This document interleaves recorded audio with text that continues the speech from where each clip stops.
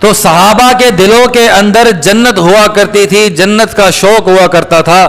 جب وہ نماز شروع کرتے تھے تو وہ جو تکبیر تحریمہ کی روشنی ہے، جو اس کا نور ہے، وہ ان کے دلوں کے اندر پڑتا تھا تو ان کے سامنے جنت کے مناظر ہوتے تھے. ہمارے دلوں کے اندر چونکہ دنیا ہے، ہم جب نماز شروع کرتے ہیں تو وہ جو روشنی ہمارے دل پر پڑتی ہے تو سارے دنیا کے خیالات ہمارے ذہن میں آتے ہیں. جب ہم نماز شروع کرتے ہیں تو اسی خیالوں کے اندر ہماری نمازیں ختم ہو جاتی ہیں. ہم نے اپنی نمازیں صحیح کیسے کرنی ہے؟ ہم نے اپنی نمازوں پر جو ہے دھیان دینا ہے. ہم جو الفاظ پڑھ رہے ہیں ان پر ہم دھیان دیں، ان کا ہم ترجمہ یاد کریں، ان پر دھیان دیں کہ یہ جو میں الفاظ ادا کر رہا ہوں اس کا معنی کیا ہے، اس کا مطلب کیا ہے. یہ دھیان دینا ہے کہ ہم اللہ پاک کی ذات ہمارے سامنے موجود ہے. جب ہم سجدہ کر رہے ہیں تو اللہ پاک کی ذات کے قدموں پر سجدہ کر رہے ہیں. یہ دھیان جب ہم بار بار ہم اس کو جو ہے، پھر ہمارا دھیان نماز میں نکل جائے گا، پھر ہم جو ہے اسی دھیان کو لائیں گے، پھر ہمارا دھیان نماز میں نکل جائے گا. جب یہ پریکٹس ہماری ہوگی تو انشاءاللہ آگے چل کے ایسا وقت بھی آئے گا کہ ہماری نمازوں کے اندر ہمارا دھیان نماز سے باہر نہ جائے. اور پھر جب ہم اس بات کی مشق کریں گے کہ جب ہم قیام میں کھڑے ہوئے تو سجدے کی جگہ کی طرف جو ہے ہم نے نگاہ کرنی ہے. جب ہم رکوع میں ہیں تو پیر کے انگوٹھوں کی طرف نگاہ کرنی ہے.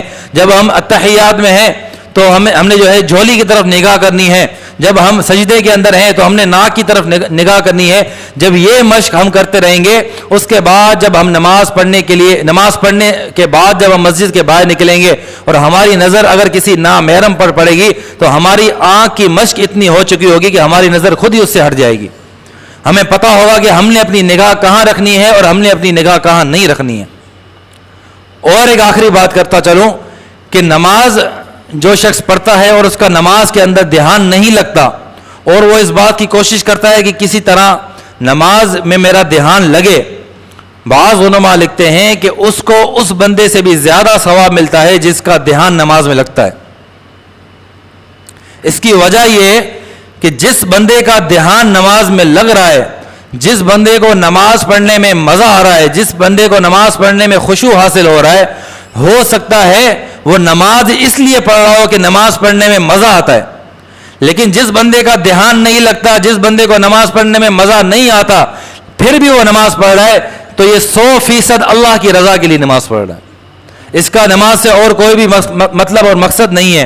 ایک اللہ والے کے پاس ایک شخص آیا اور اس نے کہا کہ جو ہے میری نماز میں میرا دھیان نہیں لگتا، بار بار جو ہے میرا دھیان ٹوٹ جاتا ہے اور نماز پڑھنے میں مزہ نہیں آتا، بار بار دل کرتا ہے کہ نماز توڑ دوں، چھوڑ کے چلا جاؤں.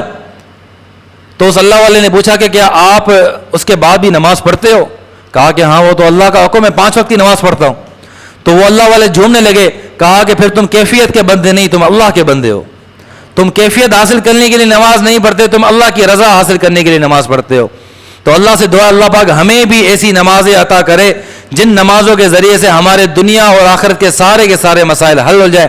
اللہ سے دعا اللہ پاک ہم سب کو سمجھنے اور عمل کرنے کی توفیق عطا فرمائے.